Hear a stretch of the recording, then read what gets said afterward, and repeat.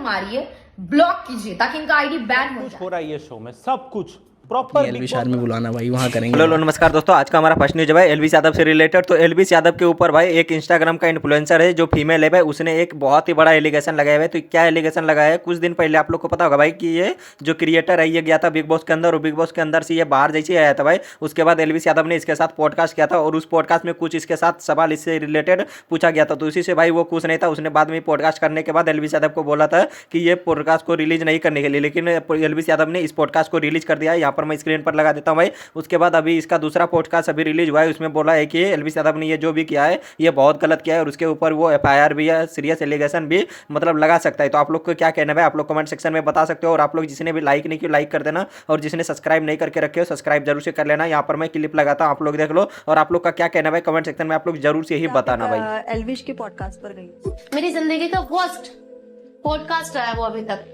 वहाँ जिस तरह के प्रश्न आपसे पूछे गए, अगर मेरे नजरिए से पूछे तो वो बिल्कुल अच्छे नहीं थे जो एक सभ्य महिला से पूछे जाने चाहिए।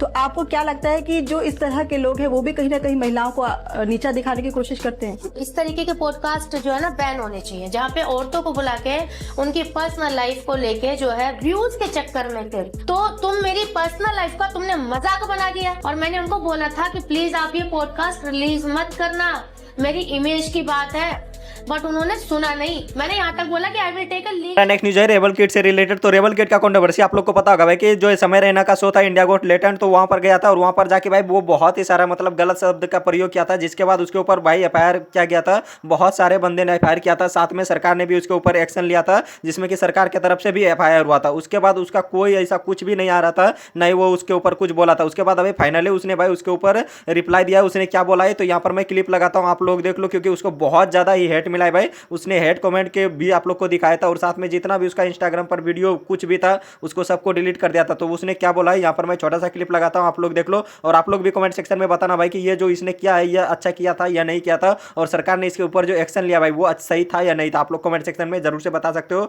तो क्लिप आप लोग देखो पहले। ही नहीं सकता है कि लेटेंट पे हमने ये बोला है और इसकी वजह से एफआईआर हो रही है, क्योंकि लेटेंट पे कितने लोगों ने कितना कुछ बोला है।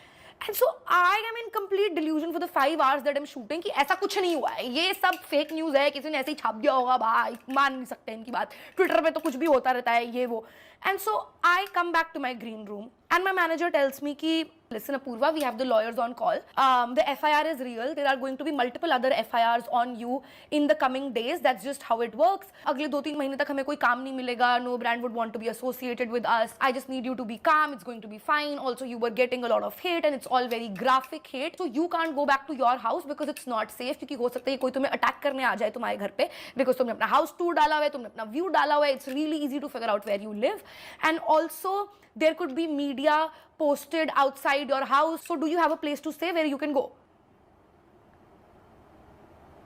When I tell you कि मुझे समझ ही नहीं आया कि क्या हुआ है, ये सब हम मूवीज में देखते हैं, मुझे विश्वास ही नहीं हो रहा था जब ये सब बात हो रही थी ना, लाइक कि ऐसा नहीं हो सकता है, कि हो ही नहीं सकता है ऐसा. And so I start reading my DMs and they're all very graphic of how people would like to me, throw acid on me and stuff like that. Audience. So when I said that statement, it genuinely did not come from a place of being funny or creating a moment on latent or being savage. It genuinely came from anger and retaliation. And my intention with that statement was not to hurt anybody except for maybe that guy's ego. But irrespective of my intention, I have hurt a lot of people. And that is honestly the last thing that I want to do. I genuinely create content to entertain people and to make them laugh. I never wanted to hurt anybody and I'm very, very sorry. I should have been more mindful of my words. But I have learned my lesson and I promise I will do better going forward. I just hope you guys can forgive me and I'm very... next news है थगेश से related. तो थगेश ने भी roast किया है, आसिम रियाज को roast किया और साथ में पुकरा इंसान को सपोर्ट किया है। तो कहां पर सपोर्ट किया है और कहां पर रोस्ट किया है तो आप लोग को पता होगा कि अभी बैटल ग्राउंड शो का आया है, जिसमें कि शिखर धवन उसका जज है भाई, और जिसमें कि रजत दलाल है, आसिम रियाज है और साथ में रूबीना भी है। तो वहीं पर जाने के बाद भाई आप लोग को पता होगा कि उस शो में वहां पर फाइट हुआ था, जिसमें कि हुआ था आसिम रियाज और पुकरा इंसान के साथ फाइट हुआ था। उसके बाद भाई अभी थगेश ने उसको रोस्ट किया आसिम रियाज को, उसने क्या बोला है तो यहाँ पर मैं छोटा सा क्लिप लगाता हूँ, आप लोग देख लो कि आसिम रियाज ने उसको रिप्लाई करेगा भाई। आप लोग कमेंट सेक्शन में जरूर से बताना, यहाँ पर मैं क्लिप लगाता हूँ, आप लोग जरूर से सच्ची में रोकनी होती तो सर पे मार देती। मतलब मुझे ऐसा लग रहा है फिटनेस को छोड़ के सब कुछ हो रहा है ये शो में, सब कुछ प्रॉपर बिग बॉस बना दिया है इसको। किसी टास्क के दौरान फुकरा का शोल्डर भी डिसलोकेट हो गया।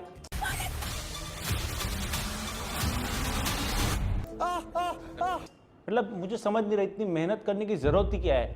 कुछ बोलो ही मत, वो आसिम चिल्ला चिल्ला के अपने गले की नस फाड़ लेगा अपने आप। करो ही मत। जोक सपाट। आई होप फुकरा जल्दी रिकवर हो जाए और शो जीत जाए, वरना ये शो में तो सारे इन्फ्लुएंसर्स क्रिएटर्स हैं, कितनों के नाम से व्यूज लेके निकलवाएंगे उनको। और शो पे एक दूसरे को ये भी बोला जा रहा है कि ऊपर से नीचे 4 बार खरीद लेंगे। एग्जैक्ट 4 बार बोला है। हाँ बोल। ये जो व्लॉगर कर रहा है ना, ऊपर से नीचे तक 4 बार खरीद लूंगा। भाई इतनी सस्ती चीज खरीदने का इतना क्या रौब करना है?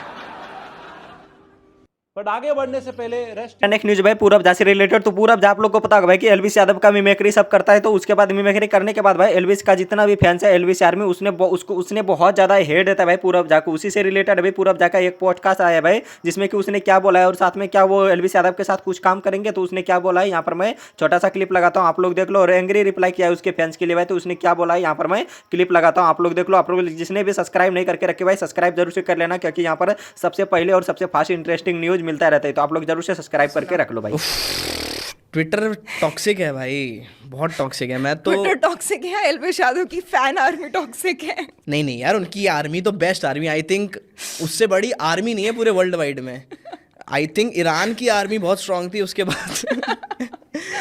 ठीक है, नहीं यार सही है, मतलब मैं खोलता ही नहीं। इतना जितना ध्यान दोगे उतना दिमाग खराब होगा। हाँ।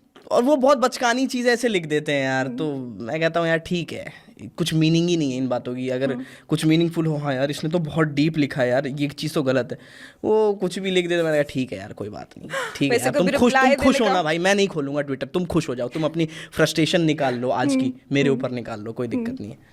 तो हाँ वही है। वैसे कोई पर्सनल बॉन्ड है आपका एलविस के साथ? He is my very good friend. हमारी हफ्ते 2 हफ्ते में बात हो जाती है, कभी किसी रिगार्डिंग, कभी किसी रिगार्डिंग। अभी उनके शो के लिए भी आया हुआ था, मैंने कहा अभी करूँगा भाई आपके साथ भी, थोड़ा भी अलाइन चल रहा है सब कुछ टूर्स बाकी के। मैंने कहा उनके शो पे भी जाना है, कहा करूँगा भाई 100%। वहाँ अपनी एलविस आर्मी बुलाना भाई, वहाँ करेंगे बात। वहाँ पे फिर उनके साथ एक वो वाली वीडियो डाल देना ना। हाँ भाई, साढ़े।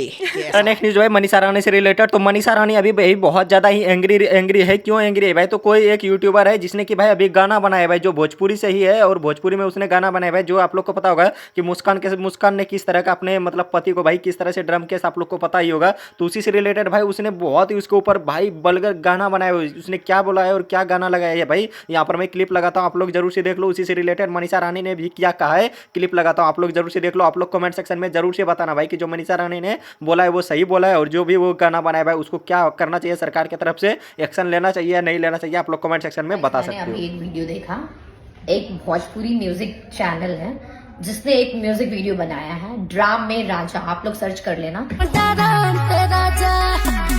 ये उस इंसिडेंट पे इंस्पायर होकर इन्होंने बनाया जो रिसेंटली अभी ड्राम वाला केस आप सबको पता होगा। तो इसने वैसा सॉन्ग ही बना दिया है। आप लोग को सच में शर्म आना चाहिए। यहाँ पे किसी का जान चली गया है, कोई इंसान मर गया है, इतना सीरियस टॉपिक है, और आप लोग इस टॉपिक को मजाक बना दिए हैं। उस इंसिडेंट के बाद मैंने बहुत सारे कंटेंट क्रिएटर को भी देखा सोशल मीडिया में जो ड्राम वाले केस पे फनी वीडियो बना रहे हैं। मतलब कल के दिन आपके घर में कोई मर गया, कुछ हो गया और वो चीज ट्रेंड कर रहा है, तो आप उस पर भी वीडियो बनाइएगा। कभी आप अपने आप को उस जगह पे रख के देख लीजिए, जिसका बेटा गया, अगर उसकी माँ ये वीडियो देखती होगी कि इस ड्राम वाले केस को सबने फनी बना दिया, सब इसका मजाक बना दिया, उनको कैसा लगता होगा। कभी आप ये सोचे हैं? सिर्फ खुद को वायरल करने के लिए, व्यूज लाइक लेने के लिए कुछ भी कर रहे हैं। और ये जो चैनल, मैं तो रिक्वेस्ट करती हूँ सरकार से कि ऐसे सारे चैनल को बैन कर दिया जाए। और जितनी भी हमारी ऑडियंस है, प्लीज आप लोग तो अच्छी चीजों को सपोर्ट कीजिए। ये जो लोग ऐसा काम करते हैं इनकी आईडी को बैन कीजिए, इतना रिपोर्ट मारिए, ब्लॉक कीजिए, ताकि इनका आईडी बैन हो जाए। आप लोग इंसान है, लेकिन आप लोग में इंसानियत खत्म हो गया है। कोई इंसान मर गया बेचारा, इतना दर्दनाक मौत मिला है उसको, उसका पूरा फैमिली अभी सदमे में होगा, और आप लोग उस पर फनी कंटेंट बना रहे हैं just for some like and views. छी, शेम शेम शेम। हमारा नेक्स्ट न्यूज भाई राजवीर सिसोदिया से रिलेटेड। तो क्या राजवीर सिसोदिया को 12 तारीख को अरेस्ट कर लिया जाएगा भाई? तो क्यों, आप लोग को यहाँ पर मैं क्लिप लगाता हूँ राजवीर सिसोदिया क्या ही, कि आप लोग को पता चल जाएगा कि क्यों अरेस्ट होने वाला है या हो जाएगा भाई। आप लोग कमेंट सेक्शन में जरूर से बताना, तो इसका मैं आप लोग को समझा देता हूँ। तो 12 तारीख को आप लोग को पता होगा कि उसने बोला था अपने इंस्टाग्राम पे ही कि 12 तारीख को भाई राजपूत, पूरा जितना भी राजपूत समाज है उसमें उपेंद्र राणा सब मिलकर जाएंगे भाई धरना प्रदर्शन करने के लिए। तो धरना प्रदर्शन ये कहाँ होगा? तो समाजवादी पार्टी का कोई एक नेता है जिसका नाम है रामलाल जी सुमन, जिसने कि भाई प्रताप महाराणा सांगा के बारे में कुछ गलत बोल दिया था, उसी से रिलेटेड ये सब पूरा राजपूत समाज भड़के हुए उसके ऊपर। तो उसी के बाद भाई वो 12 तारीख को जाएंगे वहाँ पर धरना प्रदर्शन करने के लिए। उसके बाद भाई पुलिस ने भी उसके ऊपर FIR कर लिया और साथ में उसको नोटिस भी भेज दिया है। तो यहाँ पर मैं क्लिप लगाता हूँ, आप लोग जरूर से देख लो। लेटर आ चुका है मेरे पास आगरा पुलिस की तरफ से कि 12 तारीख को राजवीर सिसोदिया आगरा ना आए। तो भैया ऐसा है, 12 तारीख को ना तो हम कोई गुंडागर्दी करने आ रहे हैं, ना ही कोई ऐसी एक्टिविटी करने आ रहे हैं। स्क्रीन पे तो मैं दिख गया होगा, इसमें पढ़ लेना क्या लिखा हुआ है कि जो भी कुछ वहां पे वारदात होती है, कुछ ऐसा काम हो जाता है तो उसकी जिम्मेदारी राजवीर सिसोदिया की है और पुलिस उसके ऊपर स्ट्रिक्ट एक्शन लेगी। सबसे पहली बात तो यार जिस तरह से पुलिस एक्शन ले रही है सच में उसके लिए प्राउड फील हो रहा है मुझे यूपी पुलिस पे। दूसरी चीज, ना तो हम कोई गुंडागर्दी करने आ रहे हैं ना कोई क्राइम करने आ रहे हैं, हम आ रहे हैं भैया अपने पूर्वजों के सम्मान की लड़ाई लड़ने।